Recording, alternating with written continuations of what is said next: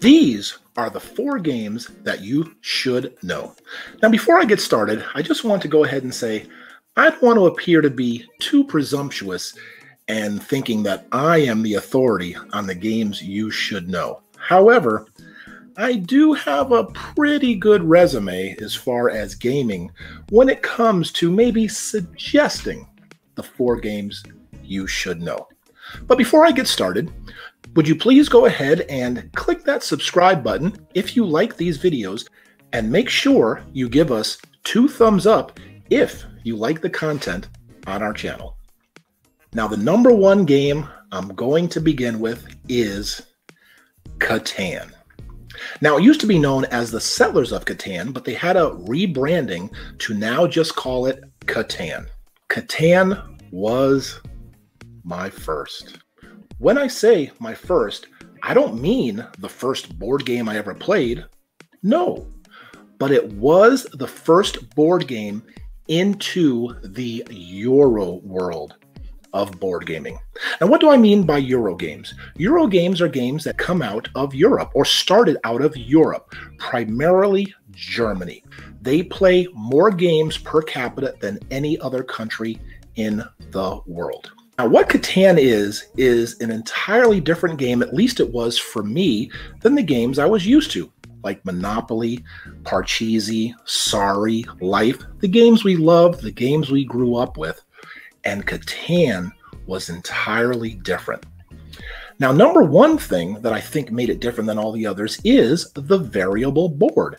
The board can look completely different each and every time you play, depending on where the hexagons are placed, the different resource tiles, but not only that, the different numbers that are placed on them as well.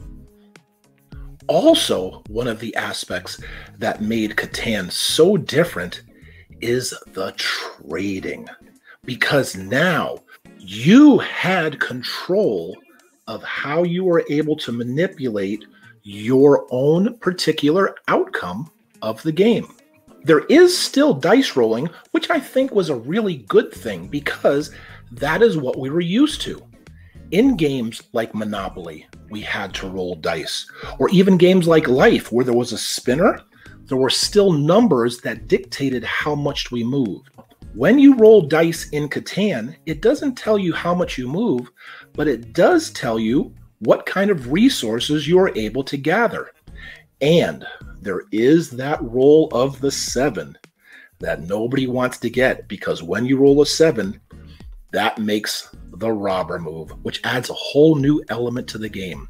One of the other important factors of Catan that I think made it so different for gamers like me, unlike the games we were used to, for example, say Monopoly, which is never ending sometimes, can go on and on and on, Catan had a clearly defined ending.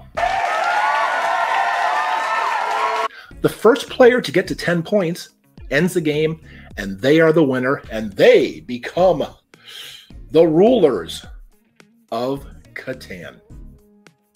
The next game I'd like to talk about is Carcassonne. Now, Carcassonne is another Euro game, but it has something, its main core mechanic, very similar to a game that I think a lot of us have played and grown up with, and that is dominoes. Because in essence, it is a tile-laying game. What you are doing is connecting tiles to other pieces that match on all 4 sides. So I think a lot of us are familiar with that.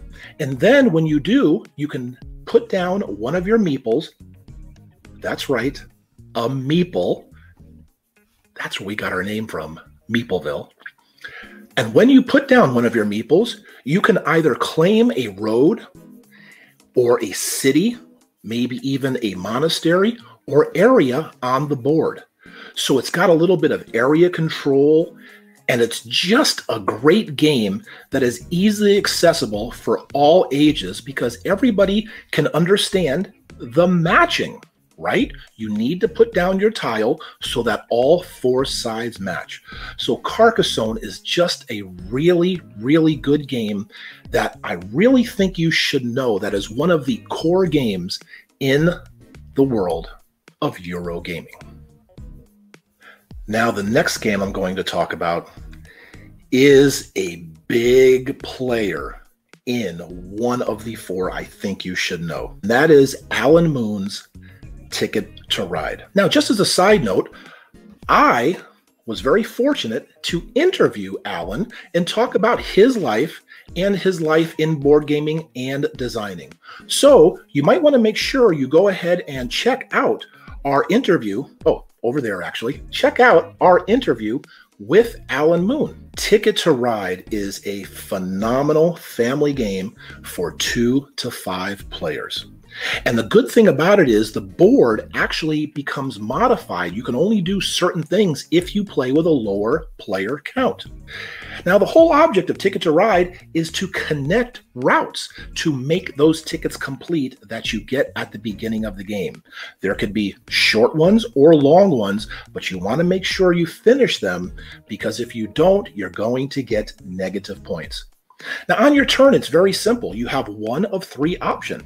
You can either grab new tickets, the colored cards to lay down. You can either lay down your trains, or you can get a new route. That's it. It's very simple. And again, the good thing about Euro games is they do have a defined ending. The ending for Ticket to Ride comes when a player at the end of their turn has either 0, 1, or 2 trains left. When that happens, everybody, including that player, has one more turn. Then you add up the points you've scored for all your completed routes, and whoever has the most points will win Ticket to Ride. Now, last on the list, but certainly not least, and it is one of the 4 games you should know. I mean, that's why you're watching the video, right? That game is Pandemic. Now, Pandemic is a little bit different than the other 4, and it may be a little bit different than games you're familiar with, because Pandemic is a fully cooperative game. What it means is you are all playing together to beat the game. Yeah, I know. This is a concept a lot of you may not be familiar with. I wasn't either. Whoever did that? My wife, even to this day, she doesn't like cooperative games. She wants to beat me. Anyway, a cooperative game is where you all have to cooperate. That's right. Work together to beat the game. Because at the core of Pandemic, what you're trying to do is to stop the spread of deadly viruses, diseases throughout the world. 2020. Yeah, it does sound a little bit familiar. We're sort of going through that right now. Pandemic is really, really good. What you're trying to do, again, is you each have your own character, and each character has its own special ability. I've got to let you know, this game is pretty hard to beat. It may take you a couple of plays before you beat it, but let me tell you, when you do, and when you succeed together, is absolutely brilliant. You are going to feel such joy because you all combined into saving the world from the spread of diseases. Again. 2020. Yeah. Okay. Anyway. So I really think you should go ahead and pick up Pandemic, not only because it's a great game, but if you've never played a game where you're all cooperating to beat the game together, you're really going to enjoy this, and it's going to help you because there are so many more cooperative games you can go and learn. Well, there you go, folks. I hope you've enjoyed these 4 games you should know. And again, as I said, who am I to tell you? You're going to find many, many, many other suggestions, but I really think this is a good place to start if you want to get into this world of board gaming, the Euro world. Check out these 4 games: Catan, Carcassonne, Ticket to Ride, and Pandemic. Well, thanks so much for watching this video, and if you like all the content on our channel, please go ahead and subscribe. Click that button to have access to more content. And also, make sure you ring that bell to get notifications when we put up new material.